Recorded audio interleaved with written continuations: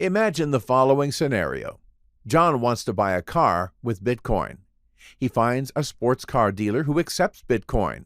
John buys an awesome orange Lamborghini for 10 Bitcoin. Right after the payment is made and included in the blockchain as the top block, John drives away in his new Lambo. The vendor has delivered the product with no delay. However, the vendor didn't know that John had colluded with Mr. Lee, who is a miner. Actually, Mr. Lee operates a huge mining pool with a lot of processing power. Think about a big data center full of computers focused exclusively on mining on the Bitcoin blockchain. Mr. Lee immediately remines the same block containing John's payment to the car vendor, but this time the new remined block sends the same 10 Bitcoin back to John's wallet. This is double spending. The same coins have been spent twice. John got the Lambo and his money back, so he got the Lambo for free. This situation creates a fork in the blockchain, meaning that two different blocks were mined at the same height of the blockchain. In other words, they were mined on top of the same parent block in very close proximity. The next thing Mr. Lee does is continue mining on the chain containing the double-spent transaction to extend it and validate it further as the longest chain. This kind of consensus attack is known as a 51% attack. Despite the name, it doesn't actually require 51% of the network hashing power. 51% is rather the threshold at which such an attack is almost guaranteed to succeed. Such a scenario could be prevented easily if the vendor waits for more block confirmation before delivering the goods. Generally, it takes 6 block confirmations to consider a transaction pretty much immutable. Therefore, it is recommended for large value purchases to be delivered at least after 6 block confirmations, which amounts to waiting for an hour. Small value items such as a cup of coffee can be delivered faster, after just 1 block confirmation, or even before any block confirmations at all. This is because vendors' risk is limited to a small amount, while customers wouldn't like to wait much for their coffee. Although block confirmations ensure the transaction has been accepted by the whole network, a vendor can still accept a small valid transaction with no delay. This is similar to a credit or debit card payment made without an ID, signature, or PIN code, which is a common practice for low-value purchases nowadays.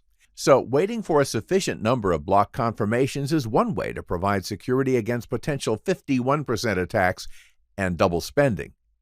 Another protection embedded in the system comes from the miner's economic resources at stake.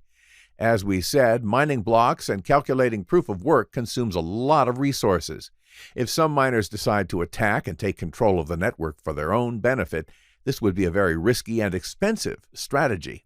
It would require an immense amount of computing power to succeed. We already mentioned the gigantic amount of hash power plugged into the Bitcoin network, so this is what any delinquent miners like Mr. Lee from our illustrative example here would need to compete with in order to tamper with the distributed ledger. The more blocks that are built on top of a given block, the more confirmations it has, and the harder it is to be manipulated. If some miners want to change a previous block in order to create double-spent transactions, divert funds, or for any other reason, they would need to remine all subsequent blocks. Moreover, all this work would be done basically for free, as they wouldn't earn any meaningful rewards on remined blocks. This is the case because their alternative chain would be competing with the original chain to become the longest and main chain of blocks. If not the longest, it would be ignored by the network, and no other miners would validate it by working on extending it.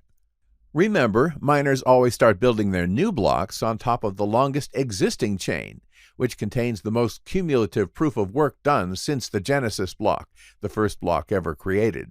In this way, and by linking each block to its parent block through hashes that contain all the block information, the entire network validates and confirms each and every transaction ever made on the blockchain. Every 10 minutes, when a new block is added to the blockchain, all transactions, right to the first one Satoshi made when he created Bitcoin, are revalidated and reconfirmed by the entire network.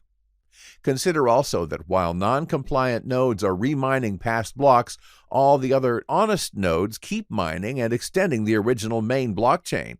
Therefore, the non-compliant nodes need to keep mining at a faster rate than the rest of the network, deploying more processing power and consuming more electricity without any meaningful compensation. The further back in time such an attack on the blockchain occurs, the lower the chance that it would be feasible. And we are not talking years here, and not even months. We are talking weeks and days. There are 144 block confirmations occurring every 24 hours. As we already mentioned, 100 block confirmations are required by the Bitcoin protocol for block reward coins to become spendable, so this is considered long enough to mitigate the risk of potential conflicts of interest for miners. That's why it's so hard for an attacker to manipulate or take control over the Bitcoin blockchain. Now that the network has been live and up and running for almost a decade, the computer power plugged in mining, supporting the blockchain and following the rules of the protocol, is enormous. This architecture probably makes it much more robust than any other payment network infrastructure that has ever existed.